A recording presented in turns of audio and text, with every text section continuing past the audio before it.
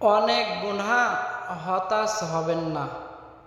কুল ইয়া ইবাদিল্লাযীনা আসরাফু আলা আনফুসিহিম লা তাকনাতু মির রাহমাতিল্লাহি ইন্নাল্লাহা ইয়াগফিরুয যুনুবা জামিআন ইন্নাহু হুয়াল গফুরুর রহিম।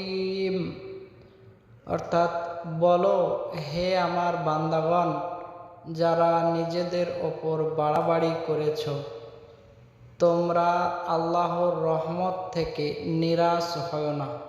আল্লাহ সমস্ত গুনাহ ক্ষমা করে দেবেন।